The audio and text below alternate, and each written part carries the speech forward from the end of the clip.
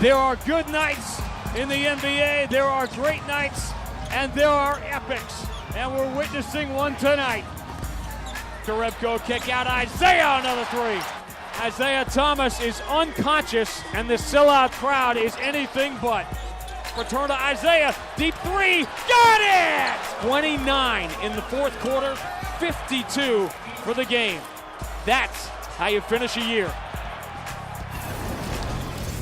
No doubt about that. And with Isaiah Thomas and Jimmy Butler recently hitting the 50-point mark, 8 different players have reached 50 on the season, tying an all-time NBA record. This is the 50-point club so far, with Klay Thompson hitting 60 earlier this year. And think of the superstars who have not reached 50 yet. LeBron James, Kyrie Irving, Stephen Curry, Kevin Durant, Damian Lillard, DeMar DeRozan, Paul George, and Carmelo Anthony. I like the 16-17 season's chances of setting the all-time mark for most different players with 50-plus. Rick Hamla, Steve Smith, and Isaiah Thomas, they obviously knew a lot about putting the ball in the hole back in the day. Why are we seeing so many 50-point games? Why is this the year that we're seeing all these 50-point explosions? Well, there's a lot of reasons. I don't know if we can get into them all, Isaiah. Defense. But defensively, and I think the first thing is hand checking. I think if I was guarding Isaiah today, and Isaiah came up the court and looked at me right here, and I couldn't do nothing but keep sliding and keep sliding and have to rely. You talking about, but now difference is, still couldn't stop him though, Rick. But if I can get here and kind of slow him down, and we get to doing this game, and you go over that screen, he go over that screen, and I can push and keep that hand on him.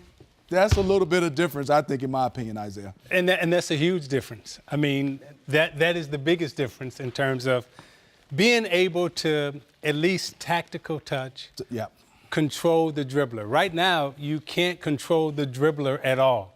So the dribbler is allowed to go anywhere he wants to go, and you can't touch him. And the ball handling skills have got better. So all the guys can really handle the basketball. And the rules definitely need to be changed a little bit to give the defender a chance to defend again. Because right now, you're looking at all these 50, 60-point games, and it's really coming against, very little resistance. How many of those players that we saw up there were double-teamed in the game? Everybody's coming off, and these guys are shooting wide-open shots. And I'm sorry, Isaiah, and I think to your point, even off the dribbler, I mean, as a two-guard spot, if I couldn't touch and chase around screens, that would have been hard. Because I remember the day it was always taught, me and Isaiah both got to get through the screen. It can't just be Isaiah coming off. And coaches say, hey, y'all both got to get through the screen. So you got to lock up and be able to hold and grab and push each other to get through screens. And from a competitive standpoint, it just makes you more competitive as an offensive player. It's like if I can get 50 and I'm being guarded tough and I got to figure out the defense and I got to read traps and I got to, take a bump here. Okay, I've got a real 50. But if I just get warm-up jump shots and you just get to see how well I'm shooting that night, I don't need, half the guys ain't even breaking a good sweat.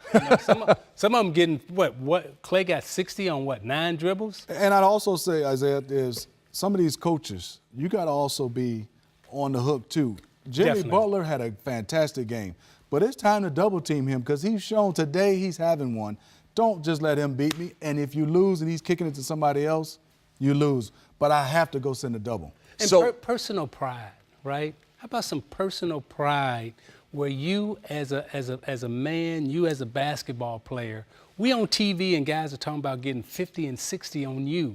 And you lead a game and you only have 2 fouls and that guy got 50 on you, right? How about some personal pride where just, I'm not going to let you do this. And by the way, if you are doing it, can I ask for some help? My teammate, can you come help me? I mean, Dumars a lot of nights would be like, hey, I got Jordan right now, okay? And that third quarter would come and I hit, pss, pss, pss, I need some help, right? So you got to come and help. Guys now, they're not even ashamed. There's no shame, there's no embarrassment. Like, we're on TV and somebody got 60 on you. All right, so check it out. It's not just about the 50-plus point games this year. It's also about a record pace for triple-doubles. You remember last year, 75, one of the all-time triple-double seasons.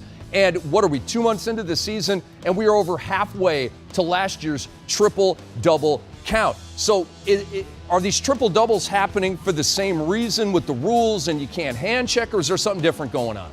Definitely the rules and also the coaching schemes. And the big men, hey, where the camera at? The big men are soft. Y'all just straight up soft. The big men in the NBA today are soft, all right? Give me a reason why. I played with big men, Lambeer and Rodman.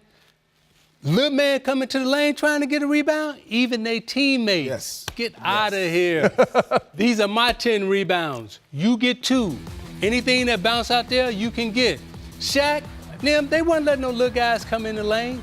What we see now. They'd box out their own teammates, wouldn't they? Yes. The big guys right now, they giving up all the rebounds to the small guys. Now, why are they doing that, okay?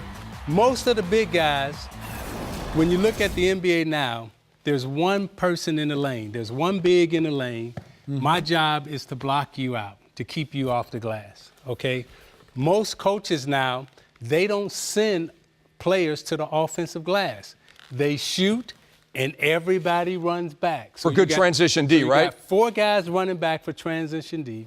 You got 1 guy in the lane that the big is normally tangled up with, blocking out. And so all the guard has to do is come in, and you'll see a lot of the rebounds that these guards are getting. A lot of them just come in, the ball comes off, and there's nobody around them.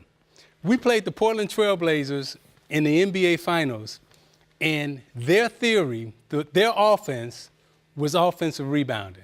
They would shoot, and they would go tap it in, and we couldn't keep them off the glass. You have teams right now, they don't go to the offensive glass. So that's why you have small guys coming into the paint, and the big guys are just straight up soft. Y'all letting the little guys take all y'all rebounds.